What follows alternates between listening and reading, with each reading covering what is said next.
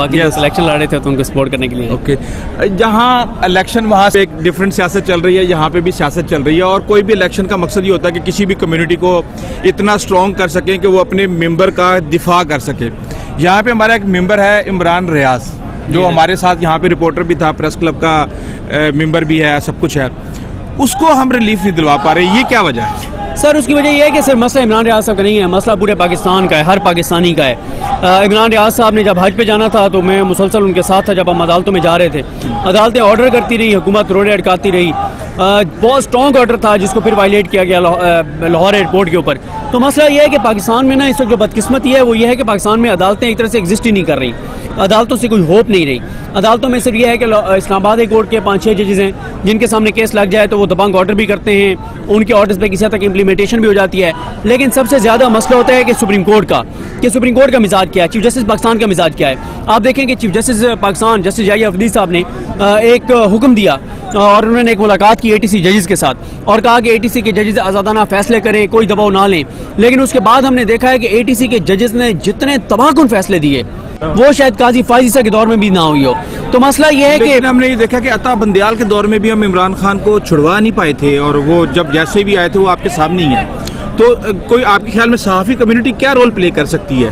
دیکھیں صحافتی کمیونٹی میں ایک تو یہ ہے کہ کچھ چیزوں کے اوپر نا صحافیوں کو مطلب ایک پیج پہ آنا ہوگا, متحد ہونا ہوگا. مثلا کچھ چیزیں نا اپنی ریڈ لائن بنا لیں کہ یار کوئی کسی بھی سائڈ پہ کھڑا ہے, کسی کے کیا نظریہ ہے, کیا سوچ ہے, کیا وہ بات کر رہا ہے, لیکن اگر کسی سے کوئی شکایت ہے کسی حکومتی ادارے کو, کسی سیاسی جماعت کو, کسی حکومت کو, تو اس کے خلاف کارروائی قانون کے مطابق کی جائے.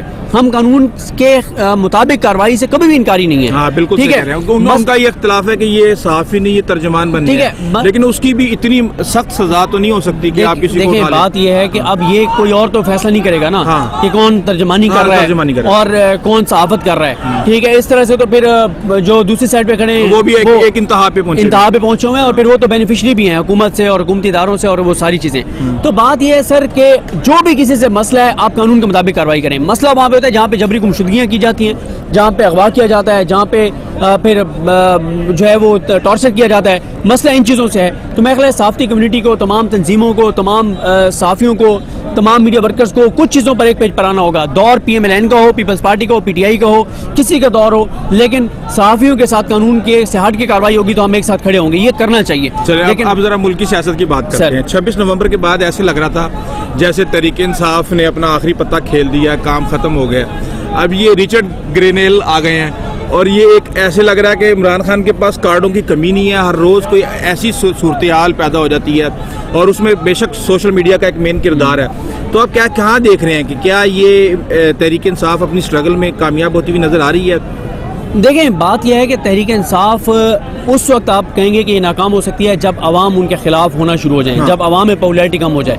اس ہر آنے والے دن کے ساتھ ان کی پبلک میں پاپولیرٹی بڑھتی چلی جا رہی ہے. لوگ چاہے وہ 9 مئی ہو, چاہے وہ 8 فروری ہو, چاہے وہ 26 نومبر ہو, کچھ بھی کر لیں, لیکن لوگ جو ہے وہ اس نظام کے حق میں نہیں ہو رہے, اس نظام کے ساتھ نہیں ہو رہے, PLMN کے حامی نہیں بن رہے, بلکہ ہر جو آپ ظلم, جبر, تشدد, بربریت کرتے ہیں اس سے لوگوں کے اندر ایک ریئیکشن بڑھتا ہے. یہاں پہ آپ ایک چیز دیکھ رہے ہیں کہ اس ملک کے اندر مقبول وہ ہوتا ہے جو اسٹیبلشمنٹ کے قریب نہیں ہوتا, لیکن حکومت میں وہ آتا ہے جو قبول ہوتا ہے اور مقبول نہیں ہوتا. اس ایکویشن کو کیسے آپ توڑتا ہوا دیکھ رہے ہیں, یا یہ کوئی نئی رسم اس دفعہ سامنے آئے گی؟ سر پچھلے 2-2.5 سالوں میں بہت سی چیزیں نہیں ہوئی. جب کچھ ہوا, عمران خان جیل نہیں کاٹ سکتا, اس نے جیل کاٹ کے دکھائی. حکومت سے جو جاتے ہیں لوگ خوش ہوتے ہیں, اس کے لیے لوگ نکلے. 9 مئی کے بعد 10,000 لوگ گرفتار ہو گئے, پارٹی ٹوٹ گئی, اس کے باوجود اس نے سروائیو کر کے دکھایا. 500 دن سے زیادہ ہو گئے جیل میں, نہ وہ بیمار ہوا, نہ اس کے پلیٹلیٹس گرے. پھر اسی طرح سے 8 فروری کو آپ دیکھ لیں. 8 فروری کو کیا ہوا؟ 8 فروری کو کہا جاتا تھا کہ عمران خان جیل میں ہیں, کمپین نہیں ہوئی, بی کیٹیگری کے لیڈر نہیں تھے, نشان نہیں تھا, الیکشن مہم نہیں تھے, گاڑیاں نہیں تھیں, پولنگ ایجنٹ نہیں تھے. سب کچھ ہونے کے باوجود 2 اکثریت وہ لے گئے. پاکستان میں اب وہ چیزیں ہو رہی ہیں جو پاکستان کی تاریخ میں کبھی نہیں ہوئی تھی, اور اب بھی آپ دیکھیں گے. میں تو اب اس نظام کو گرتا ہوا بہت جلدی دیکھ رہا ہوں, کیونکہ اس کی وجہ یہ ہے نا کہ آپ پورے پاکستان میں جہاں جائیں, آپ مسجد میں جائیں, جا کے لوگوں کی بات سن لیں, آپ کسی تھڑے پہ بیٹھے ہوئے لوگوں کی بات سن لیں, آپ کسی نفرت ہے, ریئیکشن ہے. اور ایک نا آپ پاکستانیوں کے اندر ایک شعور آپ دیکھ لیں نا, کہ اب آپ دیکھ لیں پورے پاکستان میں ووٹ جو ہے وہ تھانہ کچہری کے اوپر نہیں ڈال رہا, نظریے کے اوپر ڈال